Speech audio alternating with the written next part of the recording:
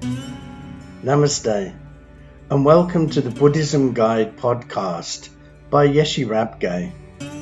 If you'd like more of my podcasts, blogs, videos, or guided meditation practices, visit my website, yesherabgye.com.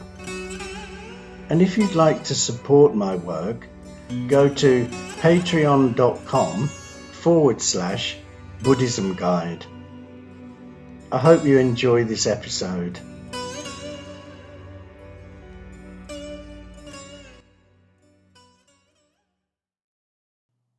This episode is called Making Friends with Your Emotions.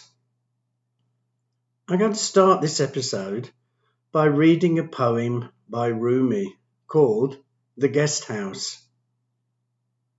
This being human is a guest house.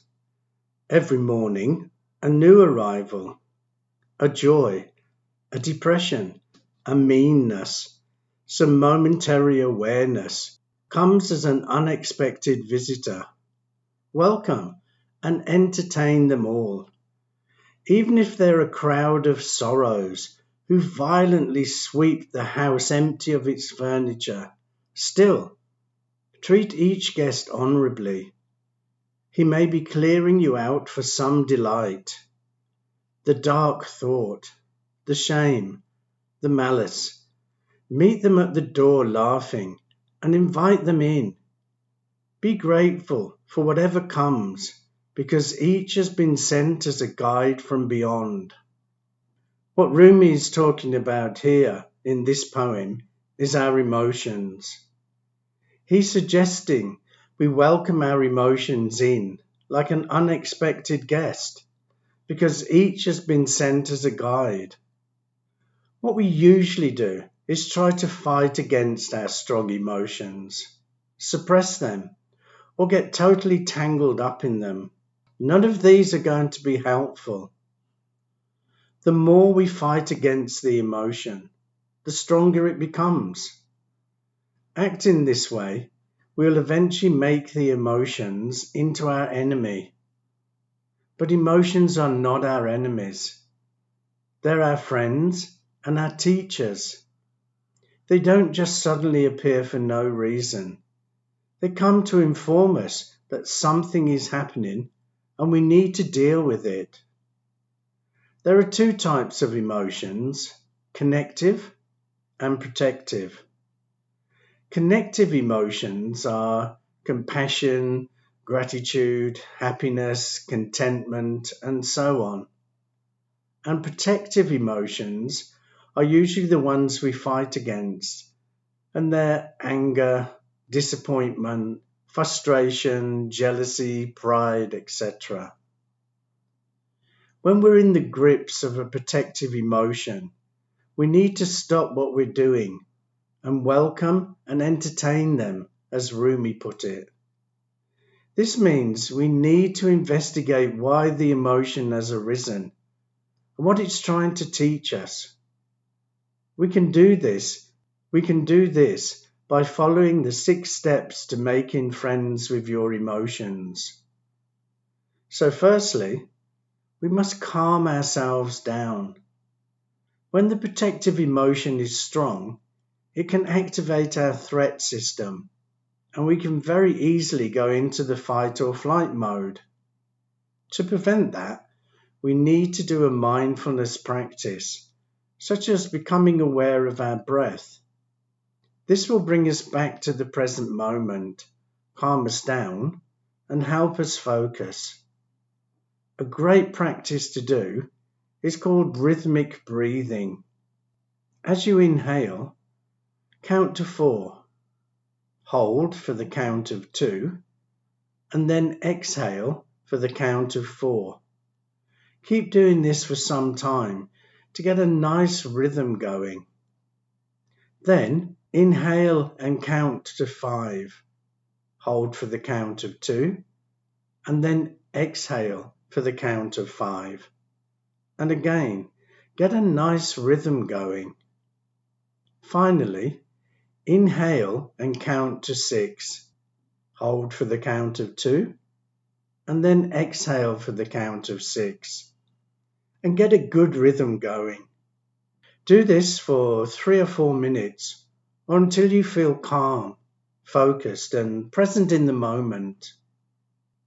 Once you feel calm, you can move on to the second step, and that is acknowledgement. So we need to acknowledge we have this emotion. We can do this by labeling it. So, name it to tame it. By doing this, the emotion will already start to lose its power. The third step is to accept that the emotion is there. This is a very important step because if we don't accept the emotion, we can end up suppressing it, ignoring it, or getting all tangled up in it. When we accept the emotion is there, it's important not to identify with it. If we say, I am angry, or I am sad, we give ourselves very little room to work with the emotion. We're telling ourselves that we are the anger or the sadness or whatever emotion we're experiencing.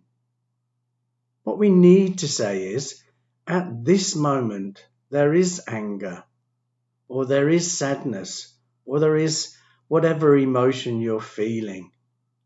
This separates us from the emotion and gives us the space to be able to work with that emotion. Remember, an emotion is a process in the brain, and so it comes to go. By identifying with it, we'll stop it from going.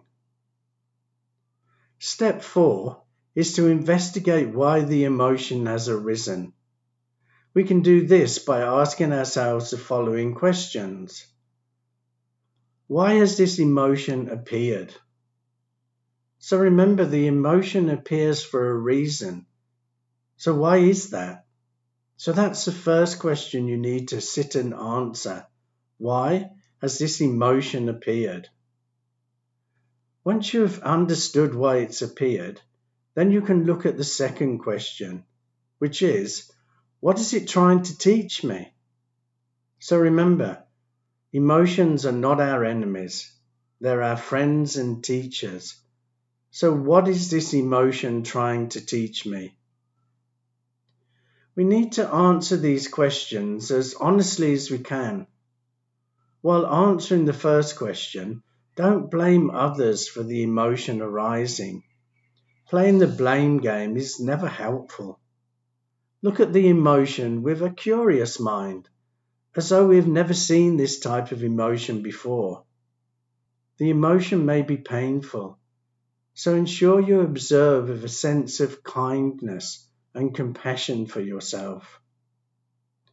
Once we've answered these questions, we can move on to step 5. Now we know why the emotion is here and what it's trying to teach us. So now we can ask ourselves this: what do I need to do to learn the lesson and let the emotion go? If it's sadness, maybe we need to speak to someone.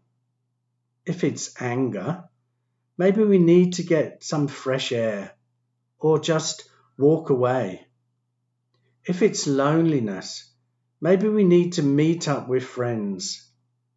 Whatever it is, think of a plan that will help you let that emotion go.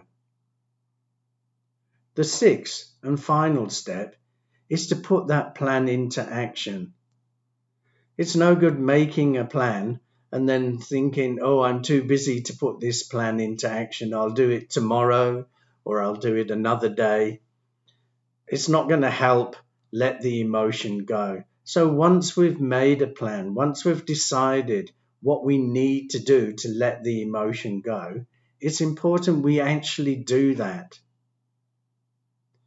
So throughout the whole of this process, ensure you're being kind and supportive towards yourself.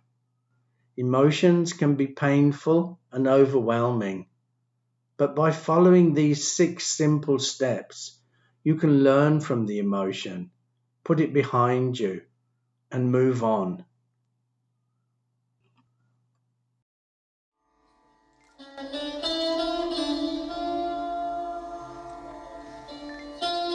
This is the end of this episode, but if you'd like to listen to more of my podcasts, go to my website, yesherabgye.com.